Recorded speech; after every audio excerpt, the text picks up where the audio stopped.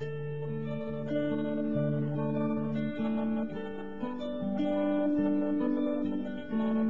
a song for all of you who maybe were in a bad thing and got out of it and knew it. And some of you were in a good thing and you got out of it and you didn't know it. That is a drag. That's called remorse.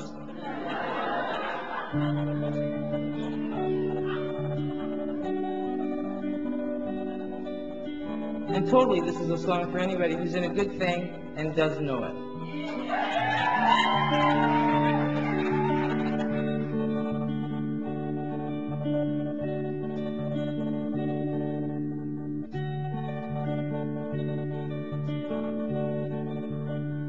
I watch you reading a book.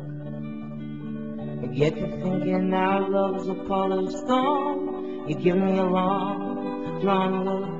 I know pretty soon you're gonna leave our home. And of course I might, especially when I'm thinking from my heart. But life don't clickety clack down a straight line track. You come together and you come apart. You say you hope I'm not the kind to make you feel obliged to go, taking through your time with a pain. Look in your eyes, you give me the furniture, we'll divide the photograph. Go out to dinner one more time, have ourselves a bottle of wine and a couple of laughs. Got the fan on because of the smoke. It's perfectly okay for me to love her without her permission or her participation. So here's what I think I'm going to have to do. I think I'm going to have to write this one off. Because if we're in this much trouble this early, we can't even be friends. Wanted to tell her about what happened at the doctor's office with my voice, not have to write it all out. When you've lived through a nightmare, it's really hard to write it out. I'll explain the medical stuff, I will. My life is not in imminent danger. My health is not in imminent danger, I hope. But I'm going to have to start making some hard choices about the quality of life, the quality of my life, about my independence, about letting the medical establishment have control over my body and mind. And I'm going to have to make some serious decisions, and I'm starting to do some research on how to take control of the rest of my life. And that day, it was hitting me like a ton of bricks that I am no longer seen as a human, an independent person who deserves respect and who is capable of making decisions. I am now being treated like a crazy old woman by a clinic that doesn't even know me, doesn't have my medical records. All they know is they saw a fat, toothless old woman walk into their clinic. All right, I'm going to talk about it. Mom and Grandma both had breast cancer. Mom had it young. How do you like my pajamas with the cats all over them? Mom had it young, which is worrisome. She could have been more than 40, 45. And she was fine afterward. Radical mastectomy. I don't know if she's alive or dead. I know she had a massive stroke 15, 20 years ago, I think. I don't know if she's alive or dead. Grandma died of breast cancer. Apparently that's not so uncommon in older women. So do I or do I not have the breast gene? The breast cancer gene? And can I or can I not be tested for it? And this young woman basically poo-pooed it and brushed it off like I was worrying too much or being silly. I also had a pelvic exam. Now, mind you, they scheduled these exams, and they neglected to tell me they'd made the appointments. I only found out about them the day I was supposed to show up, and they called me to give me a reminder for an appointment I never got. So I am getting the pelvic exam, and I said, would you please check my left labia majora? I have a lot of pain there, where the labia attaches to the clitoral hood. There's yeah, it looks kind of like that, actually. There's a nick in it. And about a half-inch or so little, tough little scar right near the clitoral hood, causing me a great deal of pain. The labia minora distend from the vulva. They go numb. It goes numb. I can't wear underpants. I can't wear jeans or any kind of tight-fitting clothing. I did for years. I thought everybody was in pain. I didn't know. Well, I explained to her that Mom had tried to rip my genitalia off with her fingernails when I was about 18 months old. And I'm going to show you in the camera. All right, pretend that little mark there is my labia. She put her finger right over the scar, and said, I don't see anything. It looks normal to me. And then she said, with her head between my legs, she said, well, you know, since you're an abuse survivor, it could be psychosomatic. And I just said, what? Now, you just heard my story about the teeth. Now, if they thought the pain in my head was psychosomatic. And she said, well, psychosomatic means, I said, I know what psychosomatic means. Well, it might just be in your head. It might not be physical. You've got your finger on the scar. And I explained to her the story about my teeth. And I said, you know, I really don't need to hear that I'm making this up. And how do you explain the fact that it goes numb? And again, she brushed it off. It didn't fit into the medical establishment that taught her a stereotype that sexual abuse survivors have psychosomatic pain. In other words, we're hysterical women. It's the legacy of Sigmund Freud, and it's a stereotype. I have real neurological damage, and it's too tricky to perform the surgery because here's the scar tissue, there's my clitoris. This is the hood of the clitoris, and there's the scar tissue. It's way too close to those nerves. I feel it right now. And no, it's not psychosomatic. And neither is the scar. Or the little nick, the little tear. You know, the separation. Here's the, let's say this is the clitoral hood, and this is where the labia minora is torn away. And there were a few other things like that. I'm a little scattered right now, so I'm not going to go into the whole thing. But there was a point at which she basically threatened me with social services, as in somebody to do my thinking for me and make my decisions for me. Basically, the message of the exam was,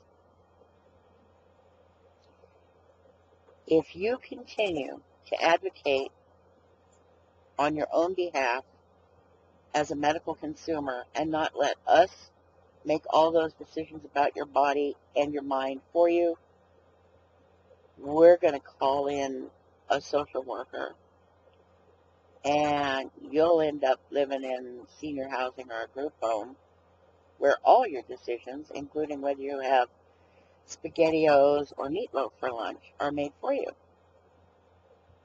There. I'm not paranoid. That's what she was letting me know. Now, I said the part about the SpaghettiOs, but you understand what I'm saying.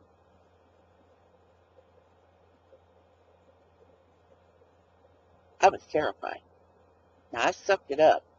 I pretended I wasn't hearing what I was hearing. I went along with the game, and I got out of there. Because I'm being told that my medical care is dependent on me being dependent. That I have to be a good slave.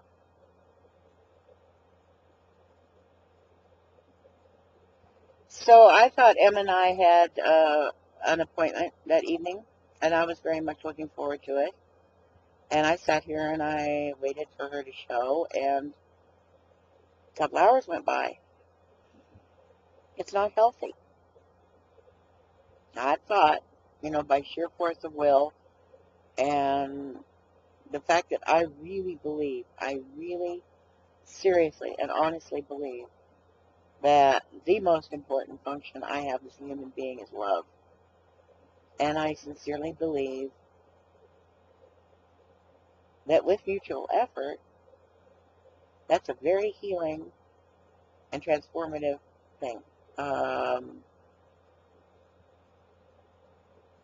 I know you're a very busy person, but I thought I thought there was a little bit of space and time that I did. I thought that.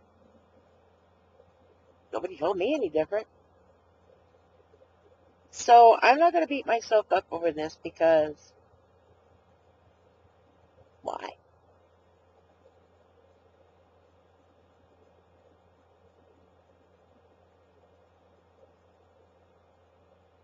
Oh, she's something.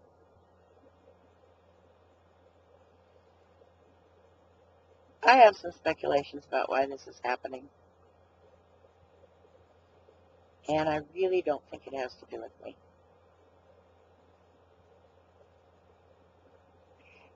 My ex, she and I Skyped last night about this a little bit, and there was some conversation about codependency. And I realized that she wasn't telling me anything I didn't already know. I'm a tired old woman, and I don't need to amuse myself by inventing kerfuffle.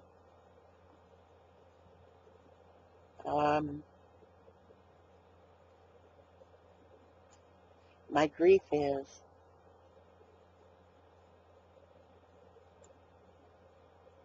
for the loss of the potential. My grief is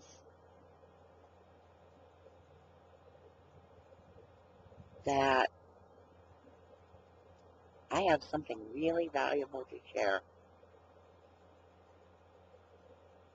and it gets rejected a lot. I'll give her credit for that much.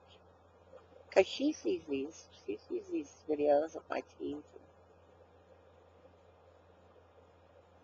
She didn't reject me because I'm poor, that I know of. She didn't reject me because of my looks. She didn't reject me because of my gender. I mean, she didn't just flat out say, you know. So I wasn't wrong to approach her.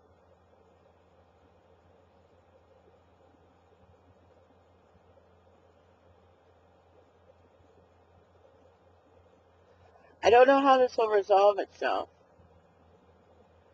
I have a lot of pain in my solar plexus. It feels like I've been stabbed or burned. You know? I don't want to spend the rest of my life resenting her. And I certainly don't want her to spend the rest of her life resenting me. I don't want to take any hostages here. And I don't want to lose M. So, I'm letting you go.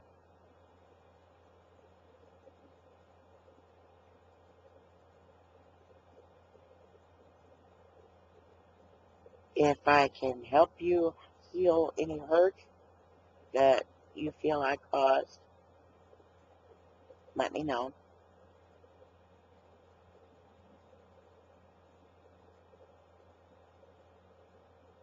I would like to resolve this. I don't want to lose you. I don't know what that looks like, but I don't want to lose you.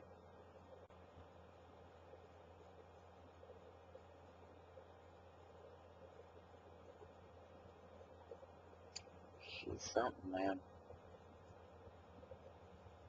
I made the mistake. I had downloaded a few of her YouTubes. I'm glad I did now. But it wasn't a mistake. What the hell? I went through some of her YouTube, some of her, she's very funny. And she's very bright.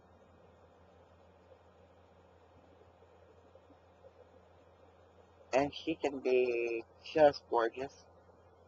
Completely unself-conscious. Just delicious. And she can be very handsome. Dashing. And I watched those last night and I knew I missed her. But whatever's happened, I can't stop it. And if I speak, it will snowball. Part of me resents not being able to speak, but part of me knows I got to put on my big girl boots. You know, I know I have post-traumatic stress. I know when people bare their teeth, I need to let go because I may not have any teeth, but I will not take the risk of going psychotic. Now that crazy bastard living next door and the born-again ex-cop landlord and this ugly little town,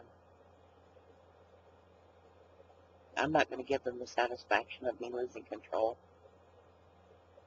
Now, I had hoped that loving M would enhance my stability, my satisfaction,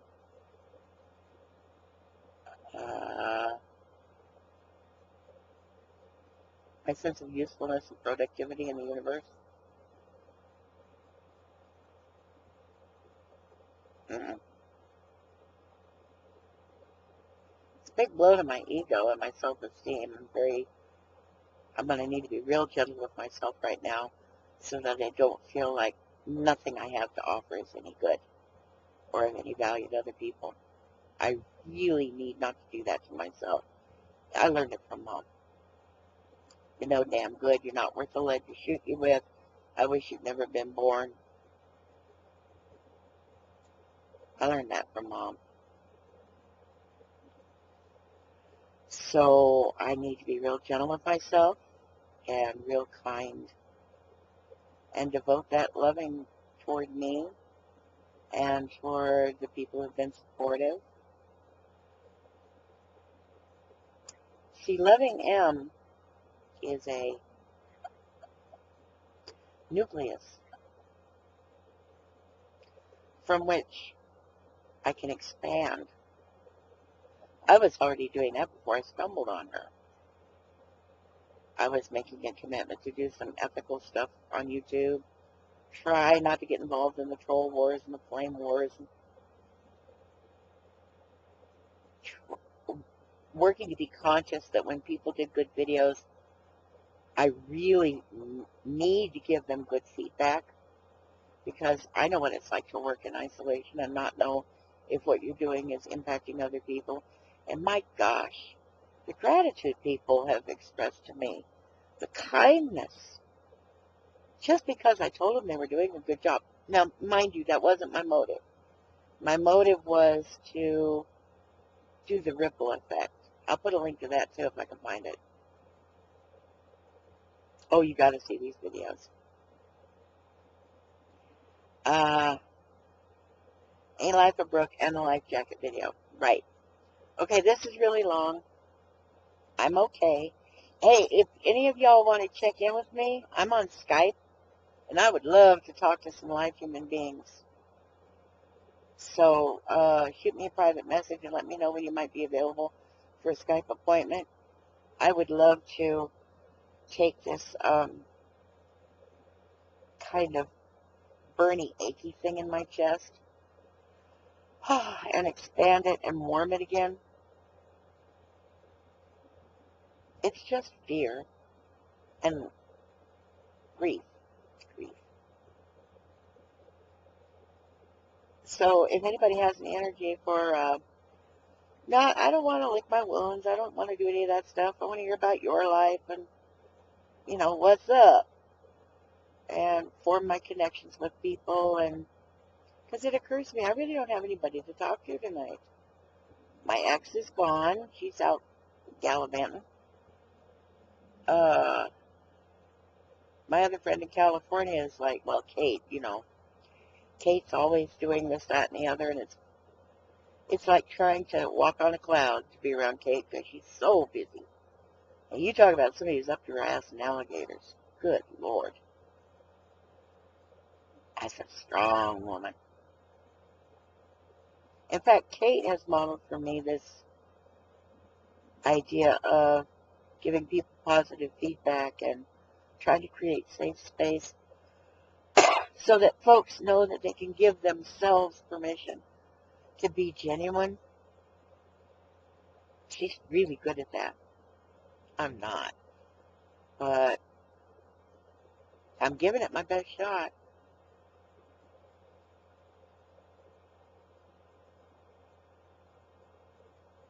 I'm kind of proud of myself for not being a basket case right now. I'm not saying I won't be a basket case, but I have a feeling if I am, it's temporary. I don't anticipate a suicidal depression or anything like that, or a psychotic rage. I just need to be very gentle with myself, and if any of you have maybe a half hour this weekend, we'll drop by and have a video chat.